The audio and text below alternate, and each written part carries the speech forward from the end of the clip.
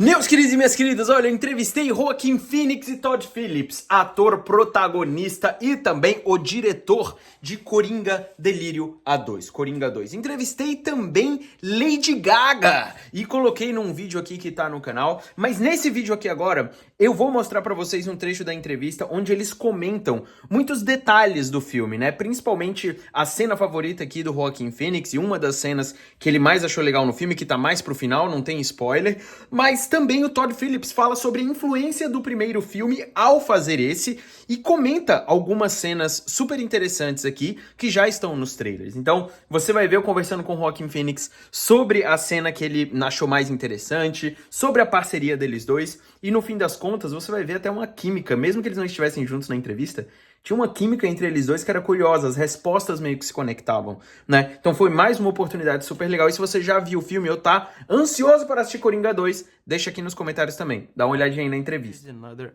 one scene in this second film that will stick in the mind of the audience, or at least it's in your mind right now as a favorite scene of the movie. I could say that the phone scene in the end it's amazing. This will probably be boring to you, but I'm going to say it because I've been bored in my life and I want other people to experience it. That song originally was written in like 3-4 times. Do you know anything about music? I don't, but do you know what that means? 3-4 times? Mm-hmm. Cool. I didn't. And I really struggled with performing it in 3-4 time. And in the process of kind of working through the music, it was suggested that we do it in 4/4. And it was, I felt disappointed that I couldn't kind of do it in the time signature that it was written in. And yet the moment that we switched to 4/4, it kind of like opened up and there was this, it was really like this epiphanous moment. And those are the kind of things that I think maybe, hopefully some of that is in the scene of just like where you see something come alive. It was a memorable moment and a song. And you guys already had the idea of having the sequence like in the middle of the shooting of the first movie, but did something change throughout the shooting of the second one? How was the collaboration or the improvisation with you? Well, we didn't have the idea. I mean, just when we were making the first film, I knew that I wanted to make another film and I wanted to work with Todd again, and I thought there was more to explore with the character.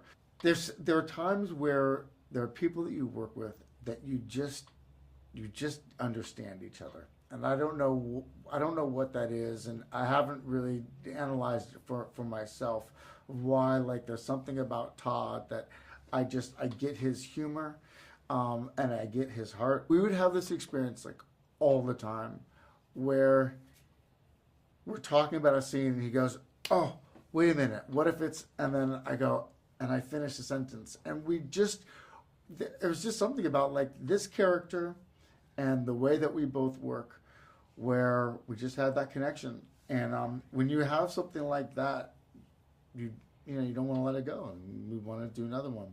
Agreed. We have 8 more coming up, actually. 8 more? Yeah. Great news, news. That's huge.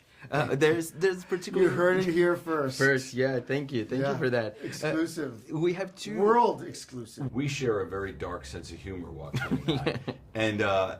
And I think people that don't know Joaquin are always surprised with when I say how absolutely funny he is, really funny. And so I think that is the shorthand of our communication. We have a very twisted sense of humor, and I think that's how we first connected. And then, of course, just working together over the years, you develop a shorthand. And I love that he said that because I feel the same way.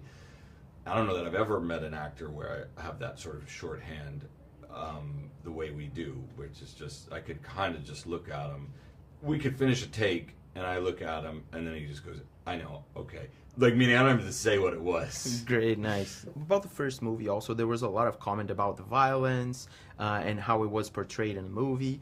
And when you watch the second movie, it's could be just an interpretation of my own, but the violence in the movie, it's more about what is going on in his mind, especially the scenes where we see a lot of more of a graphic tone in the violence.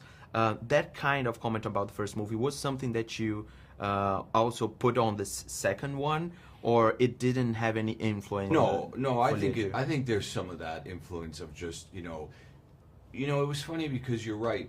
There was a in the first film, we always thought we were being responsible with the violence because we always thought it was showing real world implications of violence, which I think some movies don't do. That would be more irresponsible to me than showing the real world implications of violence.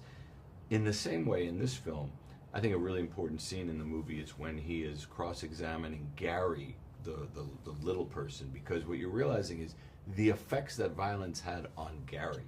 You know, where he's saying, I can't go to, I couldn't sleep, you know, I had to not go to work anymore, I quit my job. And again, to me, that's like anything that grounds it in that reality of like, yeah, that is what would happen if you witnessed what he witnessed, you know? Yeah. And so often we don't see or address that stuff. So yeah, I guess some of it was a response to just the response to the violence of the first movie. Thank you so much, Todd, for your time. Does that make sense? Yeah, it is 100%. Yeah, okay. 100%. And I agree with you. Thank you. Thank you so much. Yeah. That's what we should be talking about.